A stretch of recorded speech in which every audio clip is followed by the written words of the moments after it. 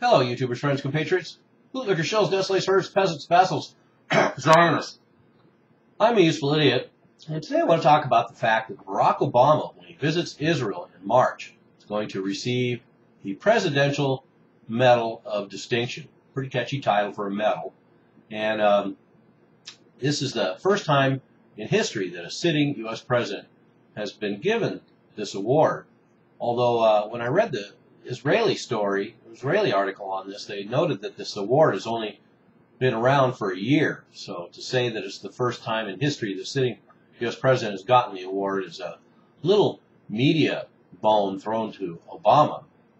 And Obama's in good company because Henry Kissinger has also received this award. And so as it turns out, it's just an exchange, a meaningless exchange of medals. And this is one of the things that elites do. And it kind of reminds me of the way celebrities give each other Oscars and Grammys, you know, and reward each other. And their little peer group.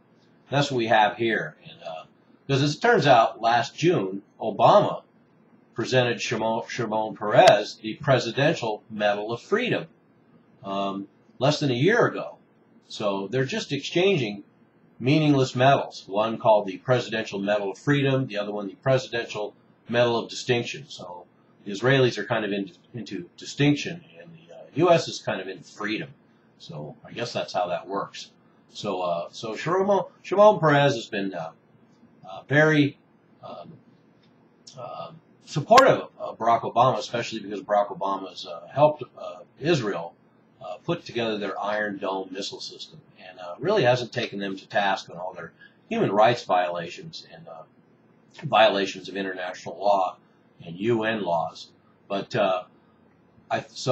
there's two parts of the story to me. Well, actually, there's three parts of the story. So the first part is the fact that here we have these mucky mucks exchanging these meaningless medals and these meaningless ceremonies that are going to wow and impress people around the world.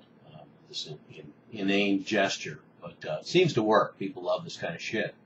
And but the other part of the story that's interesting to me is what an about face for Israel. I know Netanyahu's kind of the bulldog in Israel, and Shimon Peres is the old grandfatherly figure. But it's still an interesting shift, considering all the accusations against Obama just over the last 4 years, that he wasn't supportive enough of Israel. And I'm kind of wondering if this has something to do with Chuck Hagel maybe becoming Secretary of Defense, because that choice by Barack Obama sends a pretty clear message to Israel that there might be some changes coming up. Or maybe I'm just kidding myself. But an interesting development. But so those are two parts of this story, and the third part of the story for me is a little bit of vindictiveness, because I remember reading in all the press over the last 4 years of the Barack Obama administration. And let me make this clear: I am not a supporter or fan of Barack Obama. I point out the bullshits coming from both sides, and this is a prime example. So for 4 years, Obama took all this bashing from the Republicans and the neocons and the media about throwing Israel under the bus, and Netanyahu created quite a storm, trying to make accusations that Obama wasn't supportive enough of Israel. And then, of course, all the neocons and all the fake conservatives and all the party line drones and all the media shills all lined up to spread that message around. So all of a sudden you have all these accusations that Barack Obama is not American enough because he doesn't support Israel. Well, guess what? As it turns out, Shimon Peres has some really interesting things to say about Barack Obama and his relationship to Israel. These are quotes. Quote, Barack Obama has a unique and significant contribution to strengthening the state of Israel and the security of its citizens. Unquote. Here's another quote. Quote, standing with Israel in times of crisis, Barack Obama has been unwavering. Unquote. And then here's a real good one. Quote, Barack Obama is a true friend of the state of Israel and has been since the beginning of his public life. Unquote. And I think those all speak very clearly. And at the time all this lambasting of Obama was going on about his support of Israel, I said what I always say. Don't listen to what they say. Watch what they do. Barack Obama, just like every president before him, has been an unwavering supporter of Israel because they own him and they know it and he knows it. So this is just how it goes. So for anybody to accuse Barack Obama of ever being not supportive enough of Israel is a ridiculous claim, and it's been ridiculous all along for these last 4 years. And now we're seeing the truth of things.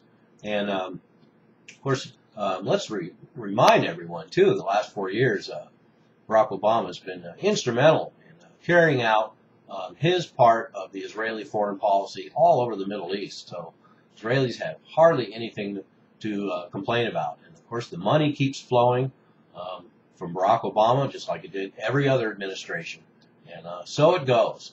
And then the ultimate quote from Shimon Peres on Barack Obama is just speaks for itself.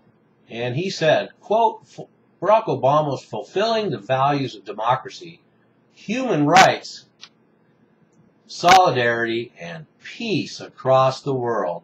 That's right, Shimon Peres, I couldn't have put it better myself. But give me a shot at it. I'm a useful idiot. Don't you be one too.